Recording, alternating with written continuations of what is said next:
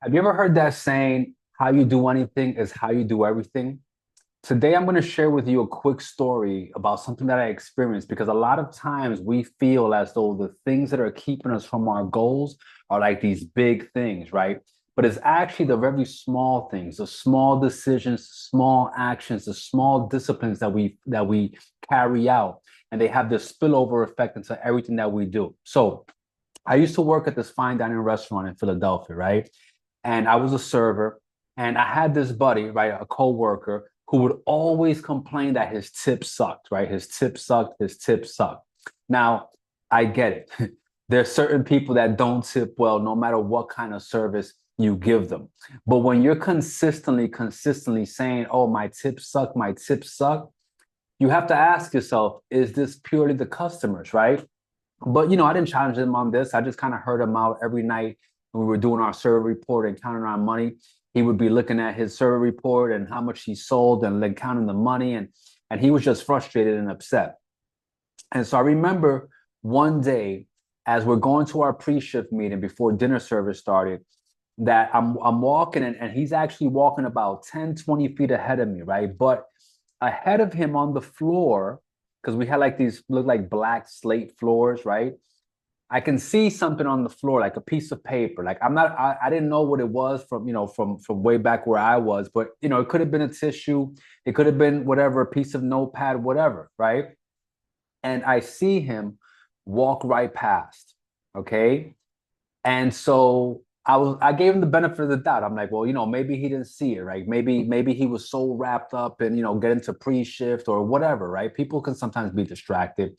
I didn't think much of it.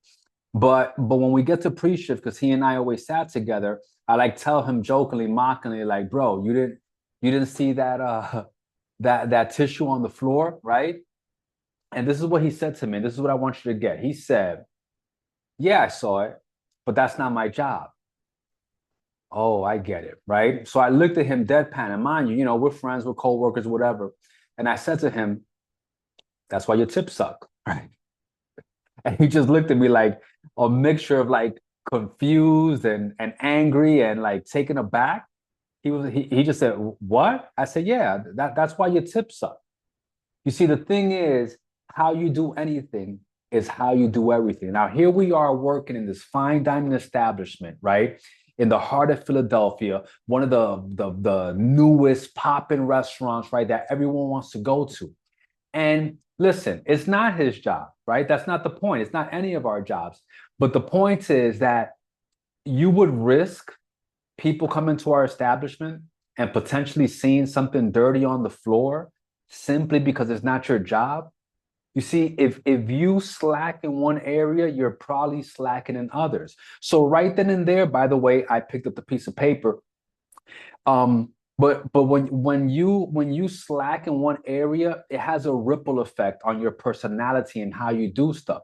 So right there, I knew, okay, this is why your tips suck. It's not because you don't know how to smile. It's not because you don't know the menu. It's not because any of those things. Because personally, I was shocked that his tips were not that great. Like he's a personable guy. He's funny, right? He's extremely charming.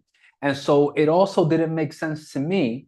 I just thought that he was a complainer, right? I just thought that perhaps his tips were okay and he expected more, and perhaps they were okay. And obviously, he expected more.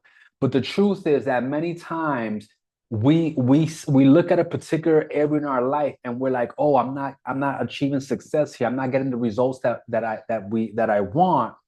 But the question is, are you putting in the work, right? Not on learning the menu, okay? Not on learning the computer so you can put in orders faster, not on marking someone's table so that they have the right silverware. Like those are all things that we have to do.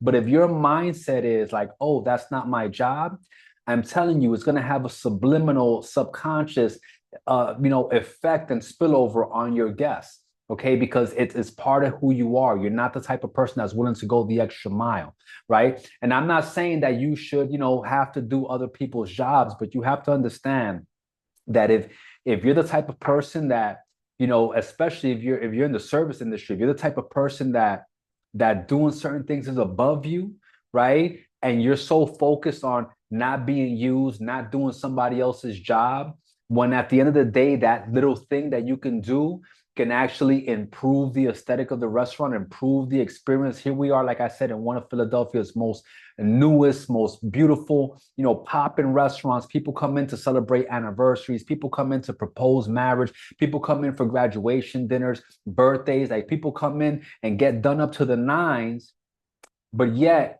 you think that picking up a piece of paper, which by the way was not a dirty tissue, after I picked it up, it was just a piece of paper, like a notepad piece of paper. Like you think that something like that is above you.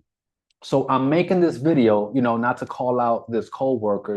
We already had this conversation. They know who they are, and I really don't think that they changed because, like I said, people are who they are, right?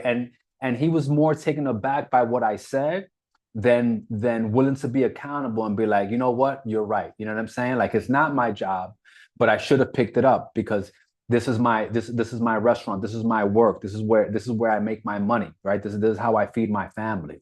And so again, if you're the type of person that thinks that little tasks are above you, I guarantee you there's an area in your life that you're not seeing the success that you think that you deserve. And it's not because anyone is doing anything to you.